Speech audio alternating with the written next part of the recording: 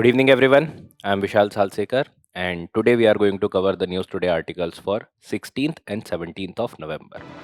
So, in today's discussion, we are going to cover four articles in detail, which includes the first article regarding the impact of disaster on agriculture and food security. So, recently there has been a report from the side of FAO regarding pointing out towards the disaster and its impact on the agriculture and how that particular technology or the artificial intelligence or certain other aid with respect to technological tool can be useful in this particular regard. The next important article that we are going to cover is regarding the national platform for climate and nature's finance, right? So in this particular article, this is basically covering what has happened recently in the COP30 in the Belém, right? So there are multiple articles even in the quick updates that we are going to talk about that. So we will discuss here regarding the climate and the climate finance related things in this particular article in detail. The next article is regarding the usage of artificial intelligence in governance. So as we have already seen in different set of articles that how artificial intelligence is impacting in various fields, specifically now from the governance perspective in different dimensions of governance, how artificial intelligence is playing a very important role, whether it is agriculture, whether it is climate change, whether it is disaster, whether it is any other thing, that artificial intelligence is providing a way ahead in those particular regards. Next is regarding the white collar terrorism. So you might have already heard of the white collar jobs, right? But recently there has been a term that has emerged regarding the white collar terrorism. So there was a massive blast on the sides of the Red Fort, and out of that particular blast, it was observed that those people who are not actually deprived, but they are the people who can access a lot of resources, and they were also involved in the terror activity. That gives a highlight regarding the white collar terrorism. So we will discuss regarding this particular concept and what are the other factors with respect to the terrorism related architecture. Then we are going to discuss regarding the personality in news, who is Kartar Singh Saraba. So a prominent personality played a very important role as far as the Gadar movement is concerned. We'll discuss about him, and then there are certain other quick updates that we are going to cover. So let's start the discussion with the very first article regarding the impact of disasters on the agriculture and food security. So 2025 report by Food and Agriculture Organization FAO has talked about this particular thing, that the disasters are impacting the food security, they are also impacting the agriculture and the agricultural productivity. So from the perspective of UPSC examination, agriculture, environment, ecology, climate change, it is a very important aspect. Along with that, GS paper 2, governance and public policy also, it is a very prominent topic to be discussed, right? Now, what has been the key highlight as far as this particular report is concerned? So what report is highlighting? That the disasters are one such thing which is disrupting the food production. You might have already heard of that, whether there are certain meteorological events in those things or those cases may there is impact on the food production. But when there are disasters, those particular disasters also lead to a lot of disruption as far as the food production, as far as the availability of the food is concerned, right? So there is a direct relation or the correlation between the two. And also this report highlights regarding the digital transformation as a game changer in this particular theme. So how digital transformation, how the new technological domain is going to help as far as the food security and the agricultural productivity is concerned. So the way ahead that we have to discuss is regarding the utilization of technology in this particular aspect. Now, the report obviously gives certain data that you can also utilize in your answer. So first, this report talks about the financial losses that is coming as a outproduct of the disaster. So it is mentioning that roughly $3.26 trillion has been lost, or when we are talking specifically about agriculture, has been lost over the period of roughly 33 years. So if there is any question that is asking regarding the impact of disaster specifically on the food productivity or the food production or food security is concerned, in those cases this can be a app data that you can utilize, that last 33 years, roughly from 1991 to 2023, there has been lossage of more than $3 trillion. That says that the disasters are one of the largest impact wala aspect as far as the food security is concerned. Next, it is mentioning specifically when we talk about the cereal crops, they are going to get worst sufferer as far as the the impact of the droughts are concerned. Generally, one of the largest area that is under the cereal crop. That's why obviously it is a very obvious thing that they are the worst sufferer. Now, talking about the region specific thing, so obviously Asia is one such region which is holding one of the largest population in the world. So in that case, the largest share is obviously being borne by the Asia, and the losses are amounting for the 47%.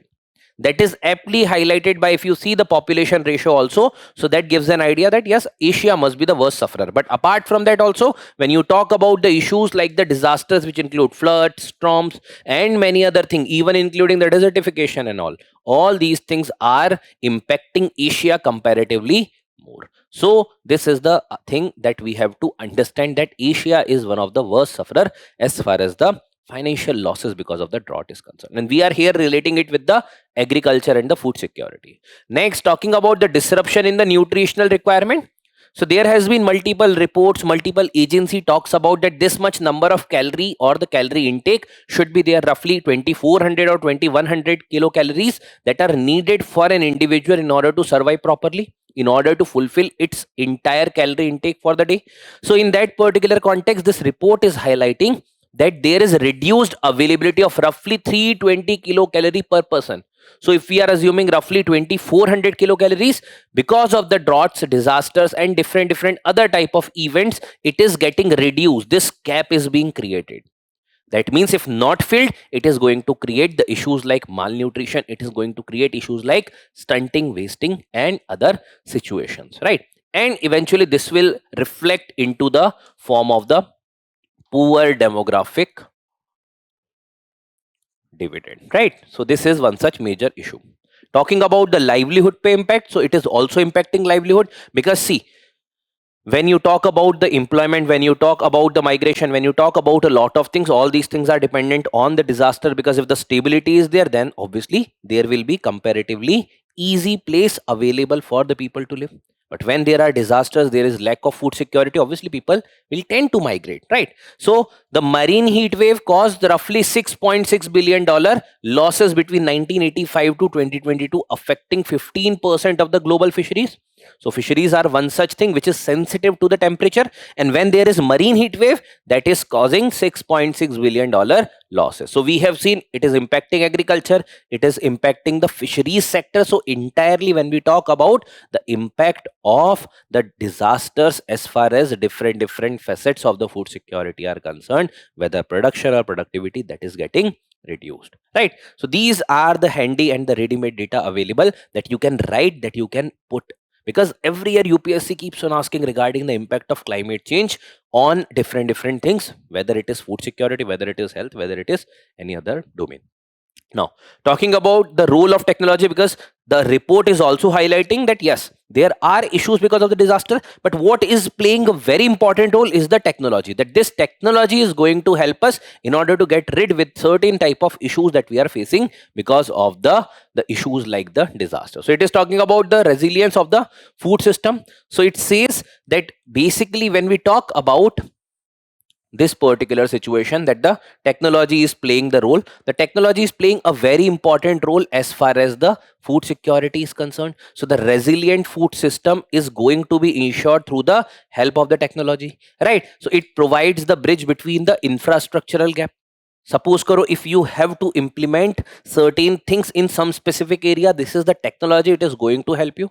Apart from that, timely deployment, because the things are time sensitive. If you are taking too much time in that particular scenario, the time will pass and eventually the result will not be appearing in this particular situation, because the climate change is hampering the life and impacting the life at a very high speed. So that particular thing, resilience of the agri-food system, and that will be available through the help of technology, whether it is capacity building of the farmers or ensuring them about the productivity, ensuring them about certain kind of utilization of the tools, whether it is drone, whether it is like data gathering, data collection, first of all identification of certain type of weather parameters. All these things will be helpful from this. Next, shift from the reactive response to the proactive risk reduction.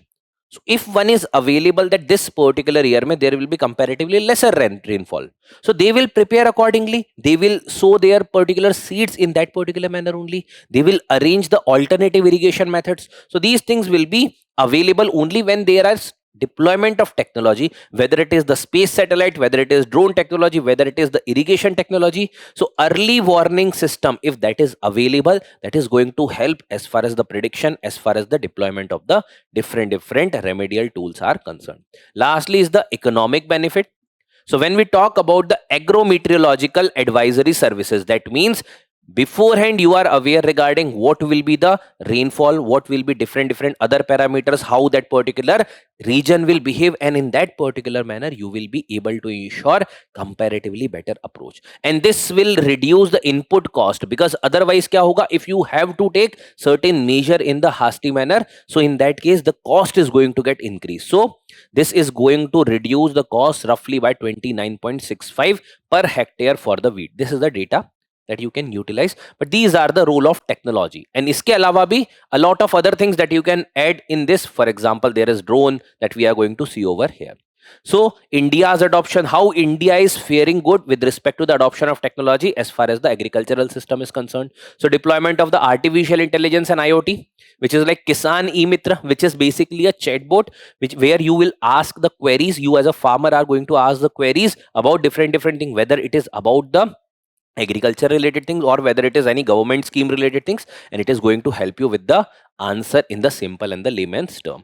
Then the national pest surveillance system. So if you are having an idea that what will be the incidence of the pest in that particular field, then you will be able to prepare accordingly. So that thing is also being provided, and these tools are going to utilize the artificial intelligence in order to gather the data, in order to assess the trend, in order to collate all these things, and or to provide the informed decision making to the farmer. Then the space technology. So there is FASL, which is the forecasting agriculture output using the space, agrometeorological and the land based observation. So it is going to provide the forecasting facility, along with that using of the space, agrometeorology, and along with that the land based observation. So different things that we have talked about in early warning as well as the agrometeorological thing that India is doing with the help of FASL.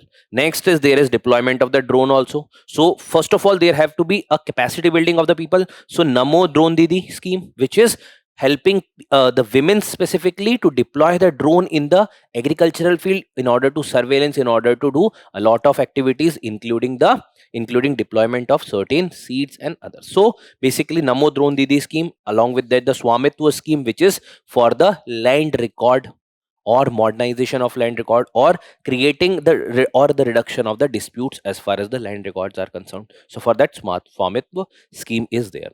So these are certain tools that government has employed in order to utilize the technology in the agricultural domain, and this is the way ahead also, that this can pave the way for the sustainable agriculture, reducing the food insecurity and converting it into the food security, right? Now talking about how in different times UPSC had asked the question regarding the food security. So food security bill is expected to eliminate the hunger and the malnutrition in India, critically discuss various apprehension in the effective implementation along with the concern. So this was asked regarding the WTO when the food security, because there was a summit where it has been mentioned regarding jo India provide karta hai in the form of, let's say, providing the subsidized grain. So there was the agreement, and in this particular year there was substantial things that were done in WTO. That's why in that context question was asked. But now when we are discussing about the food insecurity or food security, so in that manner you can prepare this topic along with the data that we have discussed, right? Next is regarding the India announced a plan to develop a national platform for the climate and the nature finance. So recently there has been COP30 in the Brazil that had happened, and there were multiple decisions that were taken by entire group and by the selective set of countries that we are going to discuss in multiple set of articles. So this is important because this is talking about the platform for the climate and the nature finance. That's why for the financial aspects of mitigating the climate change, it is an important article, and that's why GS paper 3 mein it is going to be very important. So GS paper 3 environment, ecology and climate change, along with that economy or the economic development, along with that GS paper 2 mein international relations and global governance. Now, talking about what had happened in this particular regard in the COP30, which had held in Belém, Brazil. So, first of all, from the prelims perspective also, this is a very important fact that where this COP30 was there can be a one-liner question that can also be asked. So Belém, which is a city in Brazil, right? So India, along with the 13 other developing countries and the regional organization, have announced to establish the country or the region specific platform. So previously it was a issue based platform. Now it is country specific, because country, whatever they are facing with, whatever issues they are facing with, that country specific platform is going to coordinate or ensure coordination between different agencies, right? So what is this particular platform? So this is the Green Climate Fund, which was already there, and it is its readiness and the preparatory support program. So what do we mean by readiness and the preparatory support program? Basically, see, the climate change is going on, right? There is a rise of the greenhouse gases. There has been a lot of impact because of that. So one should be ready. One means the country should be ready, and along with that there should be mitigation measures that should be available along with that in order to deal with the situation of climate change. Now this Green Climate Fund that has been provided or empowered by the Paris Agreement also under Article 9, so that is being utilized over here. So what is the objective of this? To strengthen the institutional capacities of the countries. Generally, we are taking into consideration those countries which are the developing and the least developed countries here, in order to support them, in order to ensure better governance mechanism and planning towards the transformation long-term climate action agenda. So it is going to ensure the better coordination between different stakeholder, providing them with the adequate funding, providing them with the mitigation of the impact of climate change. Now, talking about the purpose, why this particular entire fund or entire mechanism for the fund has been set up, the country specific fund, right? So this is the country or the region specific platform that has been established. So in order to translate the climate priorities into the programmatic investment approach. So जो भी climate priorities है, whether it is the reduction of greenhouse gases, whether it is regarding the afforestation, whether it is regarding any other thing which you consider as an important aspect of mitigating the climate change, so those particular thing will be realized in the form of the investment approaches. So the investors or different institutions will be encouraged now to invest based upon these. Now, talking about that, what was the previous approach? The previous approach was basically a fragmented approach. Okay, so that was being talked about generally ki bhai dekho, this is the situation and that's why the funding has been provided through that. Now this approach has been changed to ensure the better coordinated approach, which will be the country specific, because where you are going to mitigate that, it is not same for all the region, whether you talk about greenhouse gases, whether you talk about any other issues pertaining to climate change. So we have to ensure the better coordinated approach in that region specific. There is a need to ensure the better governance mechanism, strengthening the institutional capacity, and that's why this particular coordination has been ensured through the Green Climate Fund's readiness and the preparatory support program. Now, it is going to ensure the better coordination between the different public, private, international, local stakeholders. So there will be people of that country, there will be government concerned, there will be neighboring countries, there are different financial institutions. All of them are part of the stakeholder in this particular aspect. Clear hai? So this is basically, this has taken place in the recent COP30 in Brazil, Belém, right? Now, regarding the Green Climate Fund, because we have discussed already regarding that this fund is created under the, or this particular facility is being created under the Green Climate Fund. That's why we have to also discuss about that, where it was formed, what is the objective of this, right?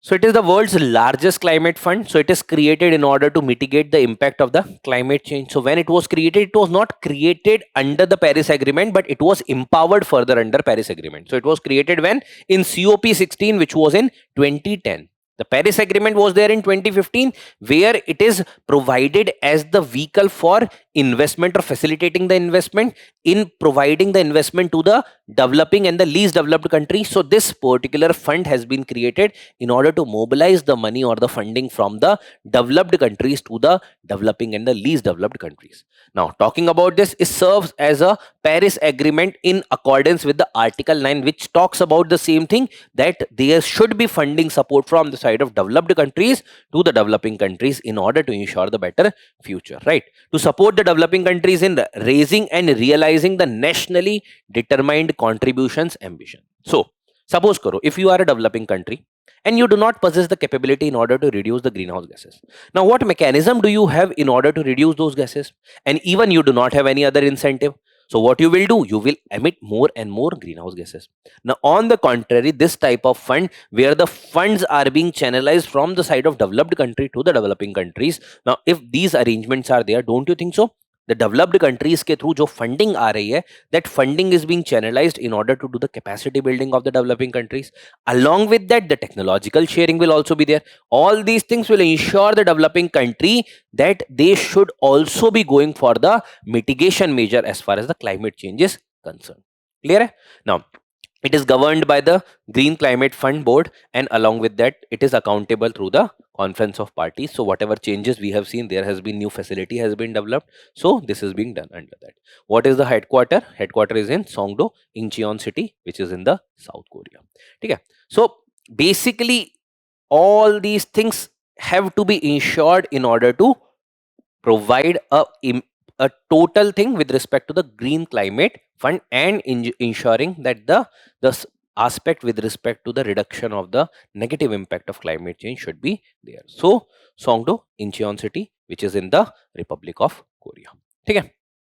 Now, talking about the previous year question, so you can see that this is some previous year question that has been asked regarding the major outcomes of the 26th session of the COP. Now see, this is 30th, right? So whenever there are certain important things that are being discussed in this, so there can be question regarding those particular summit. अब उस summit में कुछ important discussions होते हैं, those can be asked in the form of question. So like this, you can have a brief idea about this summit. One such thing we have discussed, certain other things we are going to discuss in the subsequent articles, right? Next is regarding the use of artificial intelligence in the governance. Now see, we have already in multiple discussions talked about that how artificial intelligence is becoming very, very important these days. And in every field of governance, artificial intelligence is playing very, very important role. That's why we have to discuss this article, and this article will serve as the example repository as far as the artificial intelligence is concerned. So whenever there will be for any concerned topic, there is any question comes, you can have an idea about those topics and then you can replicate those examples. So it is important from GS paper 3 technology, economic development and environment perspective. Along with that, GS paper 2 where the governance, constitution, polity, social justice, it is also important. Now, these are the applications, or I would say certain applications of the artificial intelligence in different aspect of governance. Now these are the sectors of governance that are being mentioned, and here it is the potential benefits that are mentioned, and these are the government initiative. Let's discuss each one by one. So for example, first is in the form of the healthcare sector. Now in the healthcare, one of the major issue is in order to identify the trend, in order to identify that which is the major prone region, in order to have a set of data which is also structured in nature. So agar मान के चलिए, if you have to identify, I'll give you one example. Let's say if in one specific region there is certain disease that is getting spread.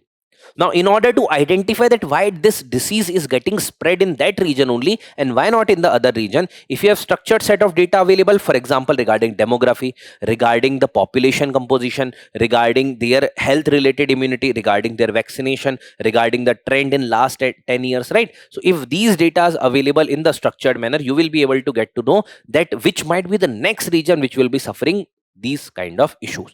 So the trend setting, trend analysis, understanding through different type of data from the healthcare, you will get to know that how this thing can be replicated other place so as to reduce the incidence of certain diseases. So for diagnostics, personalized treatments, image analysis, early pandemic warning, these are certain things which are important from the perspective of the application of the AI in the form of healthcare sector. Now, Niti Aayog with the Department of Biotechnology aims to build the database for the cancer related radiology. So what they are going to do, they are going to assess and analyze those particular images, and then they will be comparing with those particular images of the, in that sense, with respect to the cancer related aspect, and they will get to know that what is the difference between two, and then they will assess with respect to other people also in order to get a clear idea about the incidence of cancer. Talking about agriculture, we have already discussed briefly in the last article, but crop advisory, pest detection. These can be certain things where the potential application is there. Now there are certain platform, for example, Krishi AI platform is there, Kisan E-Mitra portal is there, use of artificial intelligence in the pest management is there. So these are the things through which you get to know the trends. You will get to know the data which is structured in nature, and that will be utilized in the form of identifying that whether this region based upon this data is suitable for this XYZ crop or not. So these type of trend analysis also you can do. Talking about the smart mobility and transport, so this is the field where the artificial intelligence is already playing a very important role.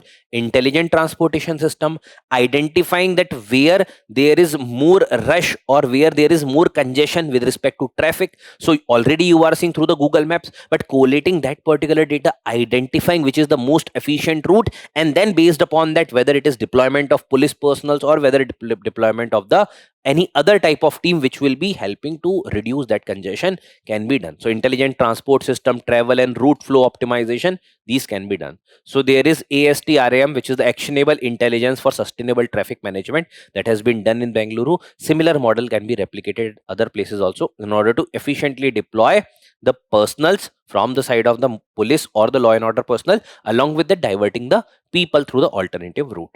Smart cities, so smart homes, where the things are going to be done through the use of artificial intelligence and IoT, right? The AI driven service delivery. So these service deliveries right now are being done in the form of certain set of things are being done at the manual level, so that can be further done with the help of artificial intelligence in order to reduce the gaps. Now integrated command and control centers that are being done as a part of the smart cities mission also, कि एक center पे you are monitoring all the 360-degree parameter of that particular city, whether it is traffic, whether it is pollution, whether it is any other type of disease, but all these things will be able to done on the single platform. Regarding education and skilling, so personalized skilling, automated administration, early dropout prediction, vocational guidance. So if you have data available with respect to the educational trend in any specific region, let's say we are talking about any African countries, so in that case you will be able to know कि भाई why because of this particular demography there is more dropout rate, whether it is because of the gender disparity, whether it is because of the social issues, right? So all these things with the set of data that is available, you will be able to know.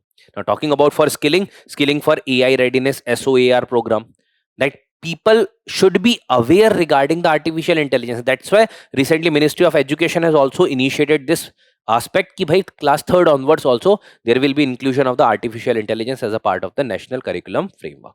Talking about justice and legal framework, so there is case management system, smart scheduling. So many a time it happens that the pendencies because of the lack of human resources available in order to manage these things. So these things if being managed automatically by the artificial intelligence, you will be better able to know the trend. So e-courts project phase 3 is integrated, which integrates the advanced AI solution in the case management, case load management also, right?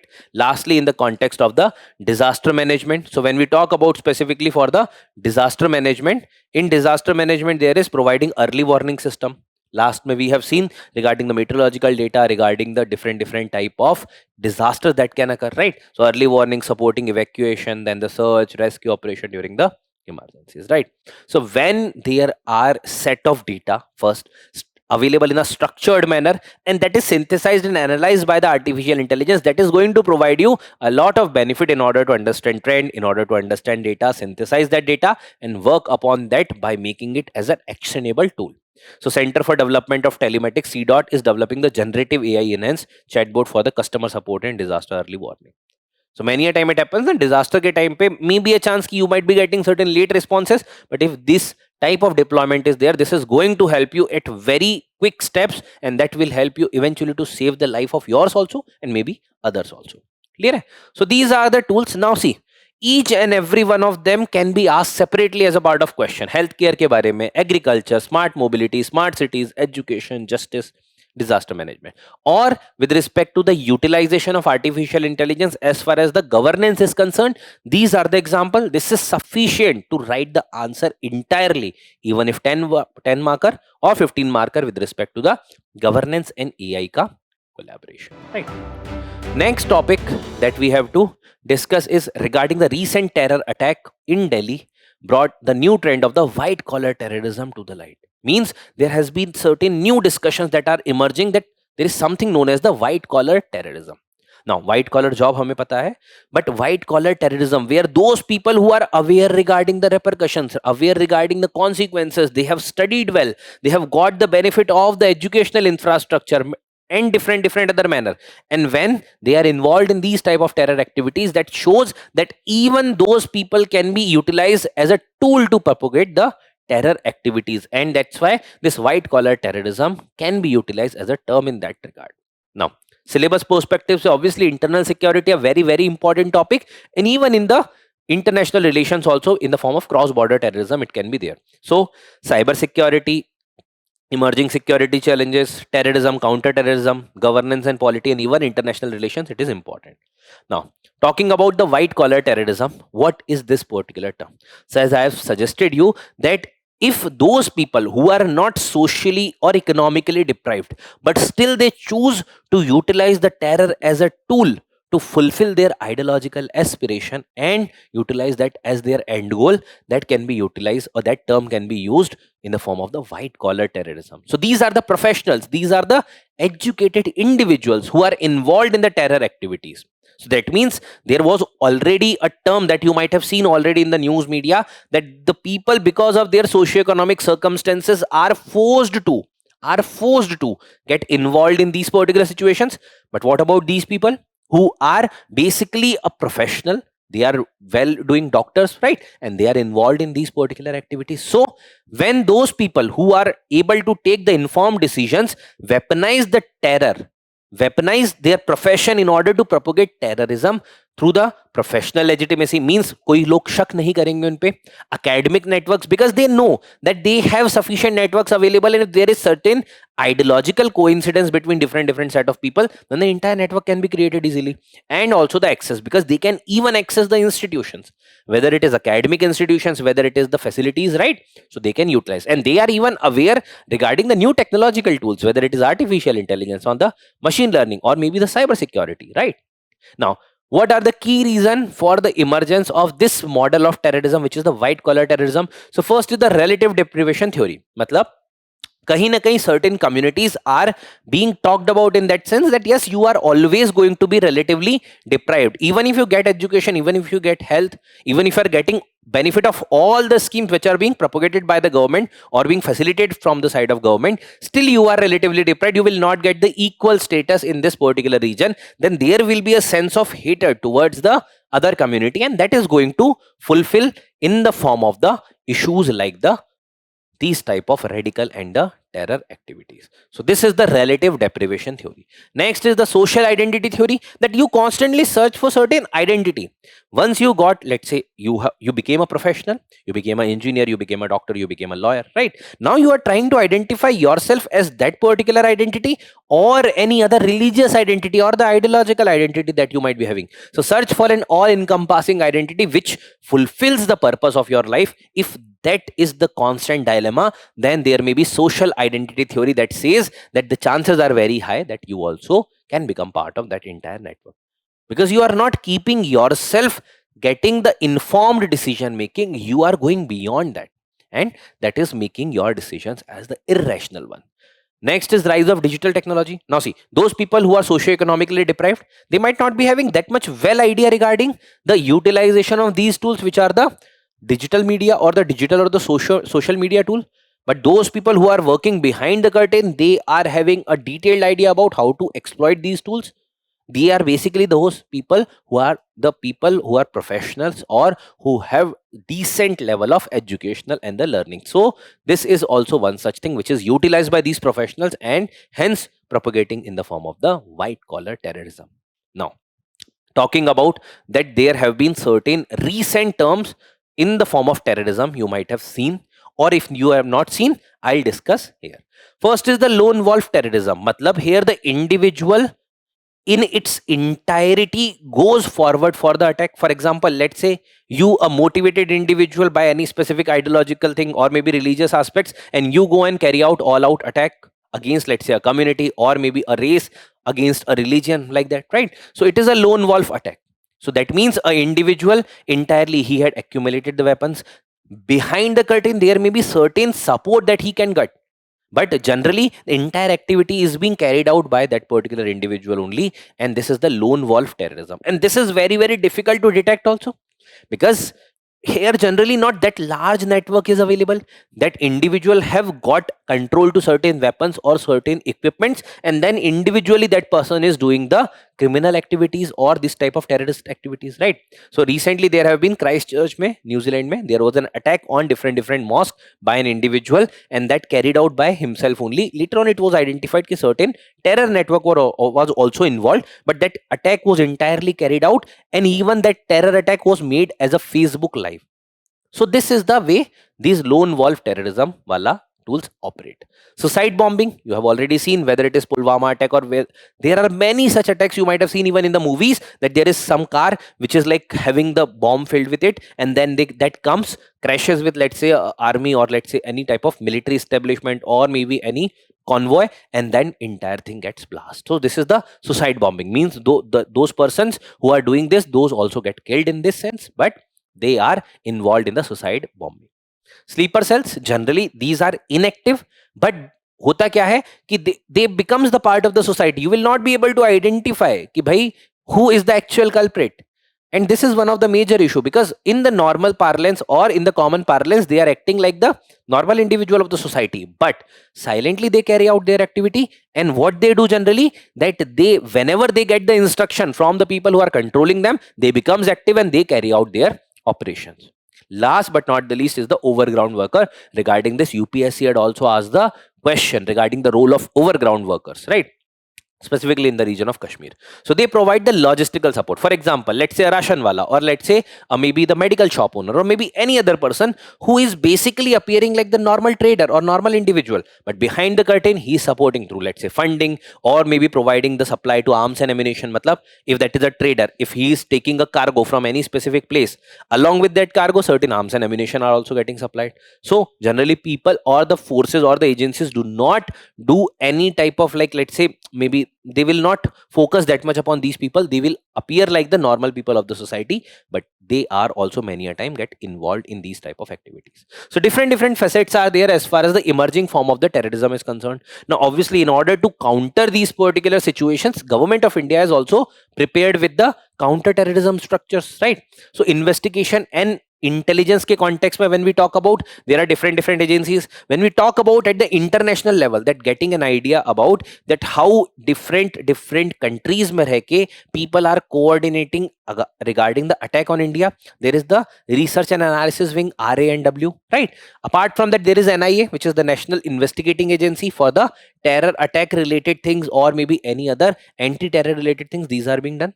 NSG, which is the National Security Guards, right? So the force that is being deployed whenever there is any type of issues, let's say insurgency or any other thing happens, that the NSG is one such premier force that is being deployed. Intelligence Bureau, regarding the intelligence gathering, that where the potential targets may be there, they analyze a large set of data, and then they gives the idea regarding how and when the attack can carry out, right?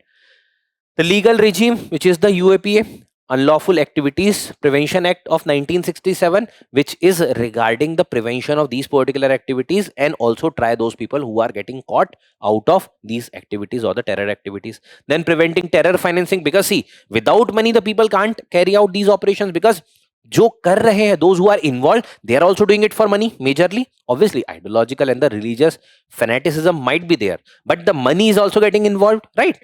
So in that case, obviously the terror funding is there, generally hawala or maybe any other type of way jahan par money laundering is getting involved, so that is there. So terror funding and the fake currency cell, so that is the major issue. Apart from that, which is under NIA, then the combating financing of the terrorism cell, which is under the Ministry of Home Affairs. So these are the agencies which are involved over here. Lastly is the retaliatory response. So see, कई बार होता है ना, we say कि भाई there are people who will not, like, who will reveal like who they basically are. So retaliatory response, we are talking in the context of, let's say, Pakistan over here. So whenever we see any specific activities or the terrorist activities that are being propagated in India, so generally the Pakistan or the agencies of Pakistan, let's say formal or the informal agencies that are part of that, so the retaliatory response is also much needed in those cases. So whether it is the surgical strike, or whether it is the Operation Sindoor, or whether maybe in future also the government can carry out any other operation, right? So these retaliatory responses also should be there in order to ensure that there should be some sort of resilience regarding that. If you are going to do any attack, if you are going to plan any attack, then you will see the retaliatory measures also. So this is regarding the retaliatory response, which is in the form of the deterrence creation, right? So this is regarding the emerging form of terrorism and the counter-terrorism strategy that government is employing. So next is regarding the personality in news, and today's personality in news is Kartar Singh Saraba.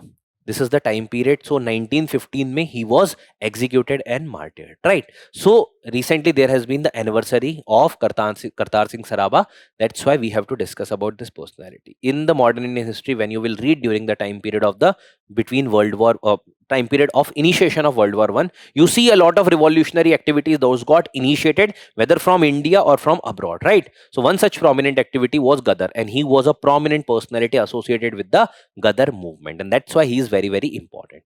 So Indian revolutionary who belonged to the region of Punjab. Now the Gadar movement, say he was associated from very, very young age, and you can see his age. He was not even 20 years. At 19 years, he got martyred, right? That's why these personality, whether it is Khudiram Bose or whether it is Kartar Singh Saraba, these are very, very important personality to be understood from the exam perspective, nahi, in general from our history perspective, right? So Gadar Party was formed by the people of Indian origin in the United States in 1930 in order to propagate the anti-British sentiments and to overthrow the British government in India. So they had to propagate certain activities. So these activities were being done through the free speech or utilization of free speech. Certain tools were being released, certain type of magazines were being released, the newspaper like the Gadar, which is being done released, right? And apart from that, there were certain personalities those sent to India in order to propagate certain anti-British sentiments. So Kartar Singh Saraba was also one such prominent personality. So he focused on mobilizing the Indian soldiers to revolt and set up a small-scale arm manufacturing unit in Ludhiana. Then later on, once he was captured, he was charged with the sedition in the Lahore conspiracy case, and ultimately he was tried and executed on in 1915. So that's why the personality is very, very significant and important. So along with this, now since the personality that was there in news, we have also seen regarding the Gadar movement. It is your responsibility. Once Google the Gadar movement and have a brief idea about that, or whatever study material with respect to modern history that you are having, definitely there is going to be the coverage of Gadar movement or the Gadar party. Just have an idea about that. Having discussed about him, let's also discuss certain other quick updates. First in this is the Senkaku Island. So you can see in the East China Sea, between the territory of China and between the territory of Japan, there is a series of islands which is generally considered as the disputed between Japan and China. So these are the part of the Japanese island chain, but being claimed by China also, and that's why sometimes there is nearby formations that are being done by China. And recently there has been formation of the Chinese Coast Guard ships that was seen nearby this, and that's why this Senkaku Island again became important. So this is also known by the name of the Diaoyu Island in the Chinese. So they are also known as Diaoyu Island in Chinese. So whether it is Senkaku or the Diaoyu Island, the both are same only. They are part of the Okinawa prefecture of Japan. So Japan के जो prefectures हैं, उसका एक part है which is Okinawa का part. Where it is located, it is in the East China Sea. So you can see East China Sea, that's there. Okay. Next is regarding Anegada Passage, right? So you can see regarding Anegada Passage. So this is the series of the Caribbean islands, right? So in the Caribbean islands ka series, here on the southern side or the southwestern side, it is the Caribbean Sea, and here in the northern side, you will be able to see it is the Atlantic Ocean. So this Anegada Passage is separating the Atlantic Ocean from the Caribbean Sea. So basically, a term UPSC exam में आती है, and that can be asked in the form of a separate question, separates which two water bodies, so Caribbean Sea and the Atlantic Ocean. So the fighter jets and the guided missile destroyer transited through the Anegada Passage, parts of the US Operation Southern Spear against the narco terrorism in the Caribbean. Already there were certain activities going on from the side of US on the coast of the South America nearby Venezuela and others, right? We have seen regarding the islands previously also. So this is a channel in the West Indies connecting the Atlantic Ocean to the Caribbean Sea, 65-kilometer wide, not that important, but yes, just an idea. Separates the British Virgin Island, this is the British Virgin Islands, and then the Leeward Islands. The Leeward Islands are over here, right? So this is separating. Anegada Passage is situated in between them. This is the passage separating the Atlantic Ocean and the Caribbean Sea. One of the two passages through which the subsurface water enters the Caribbean Sea. Next is regarding the Integrated Forum on Climate Change and Trade. So generally, see, whenever we are talking about trade and climate change, these are two very, very important things. Climate change is the reality. Trade is also very, very important from the economic perspective. But sometimes what happens that they are also contradictory. अगर आप trade को control करते हो, तो climate change obviously can be reduced. But the trade can't be controlled beyond certain limits. Otherwise, it will impact the economies. So they generally are considered as the conflictory in nature. So Integrated Forum on the Climate Change and Trade, that was launched in COP30 in order to provide a platform, which is a platform which is not for negotiation, which is not for giving any kind of binding judgment, but to discuss the contentious issues which are having focus towards the climate change having repercussions on trade, or focus towards trade having repercussions on the climate change, vice versa situation. So to create a permanent politically supported space where the countries can address increasingly contentious intersection between the trade policies and the climate action, institutionally independent of both WTO and UNFCCC. So इसका objective is not to create a platform जहां पर there will be binding decisions will be made, but to create a platform where the deliberations can be done. So forum will be co-chaired by Brazil and a developed country. This will not be negotiating the binding outcome or interpret the existing agreement or adjudicate the dispute or evaluate the specific national measure. It is basically to provide a common platform, an open platform in order to discuss these issues which are impacting climate and the trade. Next is regarding ESCAPADE mission. So the NASA's ESCAPADE mission, ESCAPE and the Plasma Acceleration and the Dynamic Explorer mission.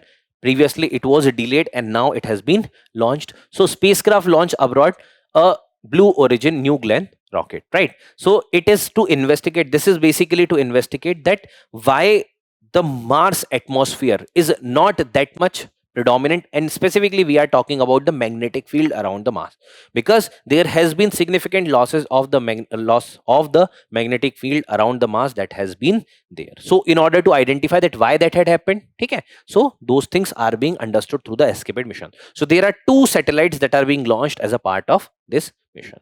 So investigate how the solar wind interact with the Mars magnetic environment, and generally it is understood that this is responsible in order to remove the majority of the magnetic field. So how Mars has lost its atmosphere and why it is transitioned from the potentially wet world to the cold arid planet right now it is. Okay, so it could have been another Earth type ka planet, but right now there has been significant loss of the atmosphere and the magnetic field of the Mars. So Mars magnetosphere is made up of the leftover magnetic field, whatever is remaining, right, apart from the ancient core, and a weak magnetic field in its upper atmosphere. So जो थोड़ा बहुत बचा हुआ है, that is the remnant, right? Now it loops around the Earth's Lagrange point 2. It means this particular mission जो launch किए हैं satellite, they are placed in the Lagrange point 2. We have already discussed previously that what is Lagrange point 2. So just assume a scenario. Let's say if this is the sun, this is Earth, and in that particular scenario, this is, if we are talking about that this is the Earth, so this will be the Lagrange point 1. Here beyond the Earth it will be the Lagrange point 2. So for the space based observation, this Lagrange point 2 will be preferred. 3 will be here beyond the sun. 4 and 5 will be somewhere here and here. So why these Lagrange points are being chosen? In order to efficiently utilize the fuel, because यहाँ पर जो भी gravitation होता है, that is resultant is equal, and that gives the centripetal force so as to continue with their path. Minimum fuel consumption is being observed at the Lagrange point. That's why it is being chosen. Next is regarding the Eurasian Economic Union. So India is in talk with the Eurasian Economic Union to sign the free trade agreement, and that's why the negotiations are being reviewed now. and that's how this Eurasian Economic Union is also important. So it is the international organization for the regional economic integration. So it is basically a economic union which is a cooperation between certain countries, which includes Armenia, Belarus, Kazakhstan, Kyrgyzstan, and Russia. So these are 5 countries came together in order to remove the trade barriers between them. Apart from that, other barriers including the professional mobility and all, and they are trading freely without having any duty or having minimal duties. Like this is the economic union, Eurasian Economic Union, right? When it was formed in 2014 through the Treaty of the Eurasian Economic Union. Now what India is doing, India is signing a free trade agreement, not yet signed, but India is in discussion. So when the free trade agreement is going to be signed, so with these countries through the Eurasian Economic Union, now India can also get the preferential access to the trade or comparatively duty free or the tariff free, or at a very minimal tariff, India can do the trade. So it enables the free movement of goods, services, capital, labor, coordinated by the different type of unified policies. Next is regarding the systematic observation impact bond. What are the impact bond? The concept is important. We have previously also discussed regarding this.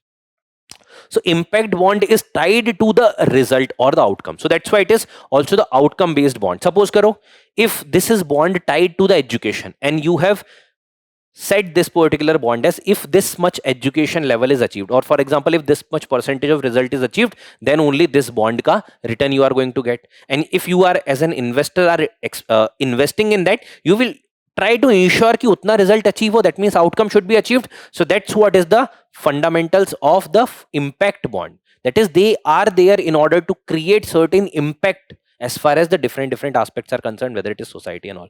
So systematic observation impact bond, it is the world's first impact bond on the weather and climate data, recently open for the contribution. Now people are going to contribute in this, they will invest their money, and they would want to ensure ki whatever objectives are set behind this, that should be achieved, then only they are going to get the money return along with certain interest, right? So they are announced as a part of the COP30, right? UNFCCC action agenda.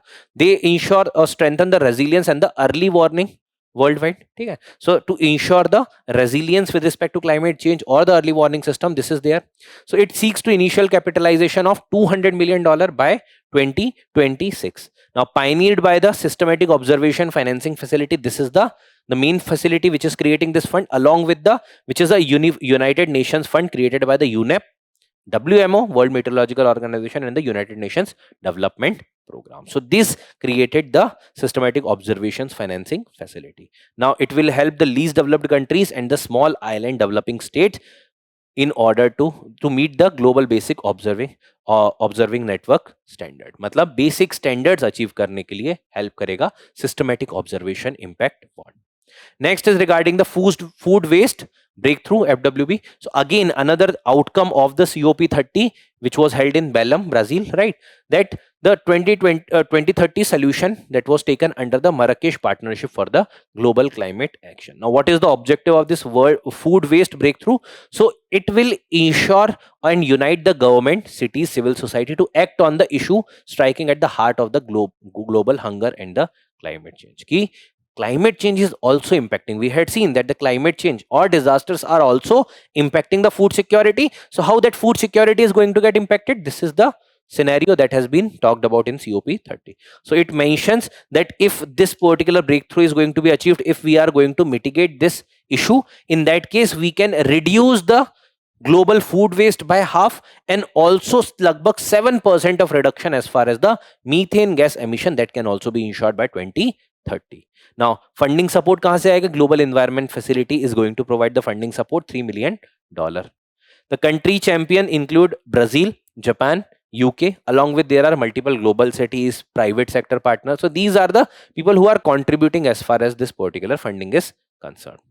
Next is regarding the Ambaji marble and the GI tag. So basically what is Ambaji marble? So this is the type of marble that was being available, that is available in the Banaskantha district of the Gujarat. This has recently got the GI tag. Whenever there is any specific article or any specific thing that gets the GI tag, in general GI tag is important, and that particular product along with the region, that is also important. So Ambaji marble has got the GI tag. It is milky white color, which is a natural, which is famous for the natural beauty and also the durability. Now suppose karo if there is any other person sitting, let's say, in Delhi and sells the marble with the name of the Ambaji marble, that person can't do, because this is associated with the geographical identity of the Banaskantha district. Wahi ka person can sell this particular Ambaji marble. So this is the benefit that is being provided by the geographical indication, that this gives idea regarding that geographical origin, and that is a proof of the authenticity. For example, Darjeeling tea, for example, Bengal's rasgulla, or like this different products that have got the GI tag, that gives the idea regarding authenticity, and that increases credibility, and that increases also the sale of that product. It is a certification given to the product originating from certain origin, and these products are famous for their, let's say, aesthetic appeal, or maybe their taste, or any other type of thing that is there. So like for this Ambaji marble, for the milky white color, natural beauty and durability. Now GI tag is being provided under the geographical indication of the good registration and the protection act of 1999. The duration for which this protection is provided is for 10 years, right? And which is the concerned ministry department? Department is Department of Promotion of Industry and the Internal Trade, DPIIT. Department for Promotion of Industry and Internal Trade, and the ministry is Ministry of Commerce and Industry, which is the concerned department and ministry. The last is Raulane Festival. So Himachal Pradesh Raulane Festival, which is preserving the ancient faith and tradition, that has been recently celebrated, and that's why whenever these trade fair, or maybe certain type of these things are getting organized, those can be asked from the examination perspective. ठीक है, कभी कोई मेला लग रहा है, sometimes some festival is getting celebrated, so those things can be asked. So roughly ancient 5000 year old festival है किन्नौर का, Himachal Pradesh, that honors the mystical celestial fairies known as Saunis, right? So there are two men in this particular act. They are symbolic groom and bride. ठीक है, दोनों men होते हैं symbolic groom and bride, Raula and the Raulane. They are fully covered with the Kinnori woolen clothes, and they are representing link to the divine, and they are performing their mystical dance. ठीक है, so they pair walks to the Narayan temple and performs the slow devotional dance. Now see, I would say कि generally इतना UPSC जितना पूछती है, majority of the times they are going to ask about the festival and the associated region, but sometime that is related to which particular faith and what, that can also be asked. That's why having this much idea is good to go for the examination regarding this festival. Okay. So with this, we have completed the news today discussion for the 16th and 17th of November. I hope whatever we have discussed is clear to you. Now, whatever questions are there on your screen, try to solve them, and also visit the page of Digital Current Affairs in order to get further features with respect to current affairs. Okay, we'll meet again regarding another set of discussion. Thank you everyone. Have a great day.